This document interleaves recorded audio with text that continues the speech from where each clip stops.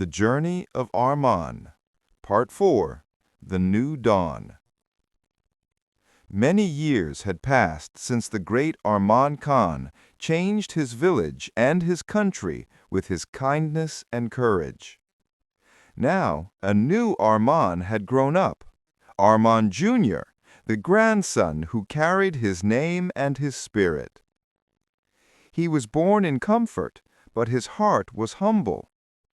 He had heard his grandfather's story since childhood, how he had once been a poor boy who built an empire through faith, honesty, and hard work.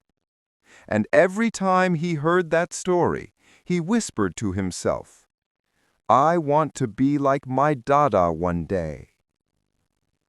A modern world, new challenges. Arman Jr. grew up in a digital world, full of phones, technology, and fast-changing ideas. He studied in the best schools and had every comfort his grandfather once dreamed of. But he often wondered, would Dada be proud of how people live today? So much money, but so little kindness. At school, most students only cared about looks, brands, and fame. They laughed at Arman because he didn't like showing off his wealth. He preferred spending time with the poor children in the nearby slum, teaching them English and math. One of his classmates said, "Why waste your time with them? They can't help you in life." Arman replied calmly, "Maybe not, but I can help them. That's what my grandfather did." Those words became his heart's truth. The Spark of Change. One evening, Arman Jr. visited Ami's Hope Foundation with his aunt Aisha. He saw hundreds of children studying, smiling, and dreaming, all because of his family's work. Aisha said, "Your Dada built this with pain and hope. You are the next torchbearer now." Those words touched Arman deeply. That night, he stood in front of his grandfather's portrait and said, "Dada, I will continue what you started. I will help people in my own way, with modern ideas and the same old heart." He began studying social innovation and technology. He believed that technology could make life easier for poor people if used wisely. The Dream Project. At the age of 22, Arman Jr. started a new idea called Smart Hope. It was an app that helped connect poor families with people who wanted to donate, not just money, but food, clothes, books, and skills. Within months, his project began to grow. Thousands of volunteers joined, and Smart Hope became a bridge between kindness and technology. Media outlets started calling him the modern Arman. But as always, success brings challenges. Some big companies tried to buy his app and use it for their business. They offered him millions of dollars. His friends said, "Take the deal, Arman. You'll become a millionaire overnight." He smiled and replied, "If I sell my purpose for money, I'll lose my grandfather's blessing." He refused the offer, and the world respected him even more. The Storm. After a year, hackers attacked Smart Hope. All the data was deleted. Donations stopped. People lost trust. Reporters began writing negative news. Arman was heartbroken. He stayed awake for nights trying to fix the system. His father, Ali, came to him and said, "Son, when your Dada faced failure, he didn't stop. He built again, stronger. You can too." Those words gave him strength. With the help of honest programmers and volunteers, Arman rebuilt the entire platform.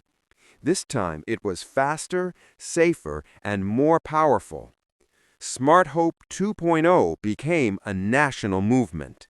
Even the government recognized his work and partnered with him to fight poverty. love, and support. During his journey, Arman met a young woman named Zoya, a journalist who loved helping others. She admired his honesty and courage. They often worked together on social campaigns and slowly fell in love. One day, Zoya asked him, "Why don't you ever rest? You're always working." Arman smiled. "Because my dada didn't rest until every child had hope. I can't stop either." They later got married and continued helping people together. Zoya's stories spread Smart Hope's message around the world.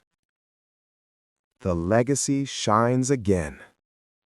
10 years later, Smart Hope had helped over 1 million people.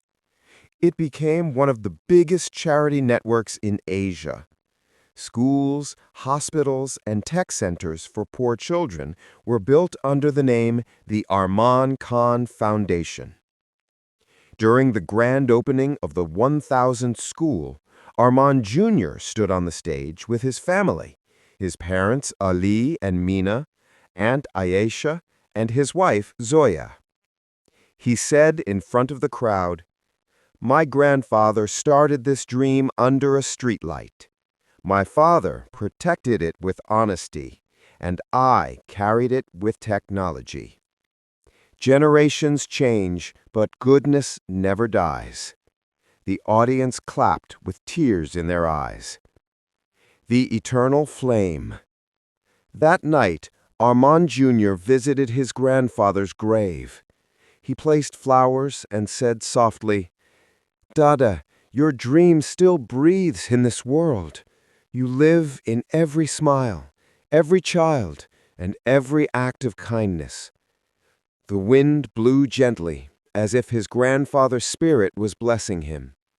The stars above sparkled brighter than ever, the same stars that once heard young Arman's prayers long ago.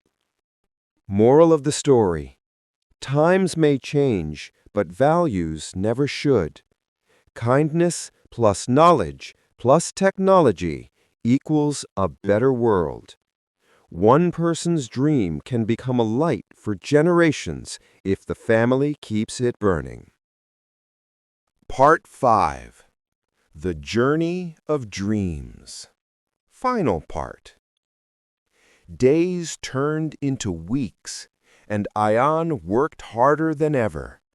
He saved every little coin he could. He studied under the streetlights when his lamp had no oil. Sometimes he was so tired that he fell asleep over his books. But every morning he remembered his promise. "One day I'll make my mother proud." Finally, the day of the big exam came. Ayan sat in the hall, his hands shaking. He closed his eyes and whispered a prayer. Then he began to write. All his hard work flowed through his pen. When the results came, Ayan was afraid to check them. His friends shouted his name from the notice board. "Ayan, you did it! You got first position in the whole district!" Tears rolled down his eyes. He ran home shouting, "Ami, I did it!" His mother hugged him tightly. Her eyes were filled with pride and happiness. "I always knew you could, my son," she said softly. Years passed. Ayan got a scholarship to a big university. He became an engineer, one of the best in his country. He built schools for poor children so they wouldn't have to study under the streetlight like he once did. One evening, standing on the hill near his village, Ayan looked at the setting sun. He whispered, "Dreams do come true, but only if we never give up." Moral: hard work, patience, and faith can turn even the smallest dream into a shining reality. Would you like me to start a new very long story, completely different with new characters and theme?